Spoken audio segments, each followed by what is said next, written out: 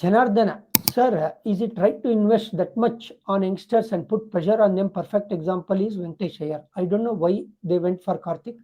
They had Urvil already. ಒಪ್ಕೊಳ್ತೀನಿ ಒಂದಂತಕ್ಕೆ ಊರ್ವಿಲ್ Patel ತುಂಬಾ ಚೆನ್ನಾಗಿ ಆಡಿದ್ರು, ಅದೇ ಪಾತ್ರ ಅವ್ರು ವಹಿಸ್ತಾರೆ. ಬಟ್ ಈ ಸೀಸನ್ ಡೀಸೆಂಟ್ ಆಗಿ ಆಡಿದ್ದಾರೆ ಊರ್ವಿಲ್ ಪಟೇಲ್.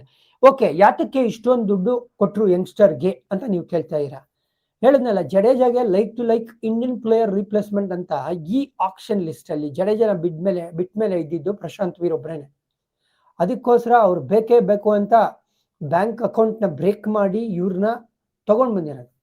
ಯಂಗ್ಸ್ಟರ್ಗೆ ಇಷ್ಟು ದುಡ್ಡು ಕೊಟ್ಟ ಮೇಲೆ ಅವ್ರ ಮೇಲೆ ಒತ್ತಡ ಇರುತ್ತಾ ಅಂದ್ರೆ ಇಲ್ಲಿ ಟೀಮ್ ಮ್ಯಾನೇಜ್ಮೆಂಟ್ ಕೆಲಸ ಬರುತ್ತೆ. ಅವ್ರು ಕ್ಲಿಯರ್ ಕಟ್ ಮೆಸೇಜ್ ನ ಕೊಡ್ತಾರೆ, ಅಣ್ಣ ನೀನು 14.2 ಕೋಟಿಗೆ ನಾನು ತಗೊಂಡಿದ್ದೀನಿ ಅಂತ ಹೇಳಿದ್ರೆ ಎವ್ರಿ ಮ್ಯಾಚ್ ನೀನೇ ಗೆಲ್ಸ್ಬೇಕು ಅಂತ ಇಲ್ಲ. ಇದು ನಿನ್ನ ಫಸ್ಟ್ ಸೀಸನ್, ಹಾಗಾಗಿ ಬಂದು ಆರಾಮಾಗಿ ಸೆಟ್ಲ್ ಆಗೋ.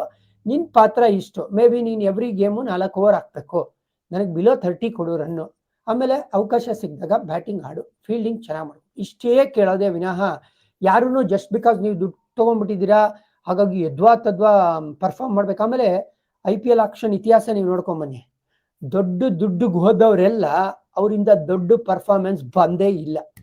ನನ್ ಜ್ಞಾಪಕ ಇದೆ, RCB ಯುವರಾಜ್ ಆಡುವಾಗಲಿ ಅಥವಾ ಟೈಮಲ್ ಮಿಲ್ಸ್ ಅಂತ ತಗೊಂಡಿದ್ದಾರೆ ಅವರಾಗ್ಲಿ, ಮ್ಯಾಕ್ಸ್ವೆಲ್ನೇ ಬೈ ಮಾಡಿರುವಾಗಲಿ. ಸೊ ಹಾಗಾಗಿ ದುಡ್ಡು ಇಸ್ ಈಕ್ವಲ್ ಟು ಪರ್ಫಾರ್ಮೆನ್ಸ್ ಅಂತ ನಾವು ಯಾವತ್ತೂ ಮೆಷರ್ ಮಾಡೋಕ್ಕಾಗೋದಿಲ್ಲ. ಆಕ್ಷನ್ ಡೈನಾಮಿಕ್ಸ್ ಇಂದ ಆ ವ್ಯಕ್ತಿ ಆ ಅಮೌಂಟ್ ಹೋಗಿರ್ತಾರೆ ಅನ್ನೋದು ಬಿಟ್ರೆ nothing to do with performance ಅಂತ ಹೇಳಕ್ಕೆ ಇಷ್ಟಪಡ್ತೀನಿ.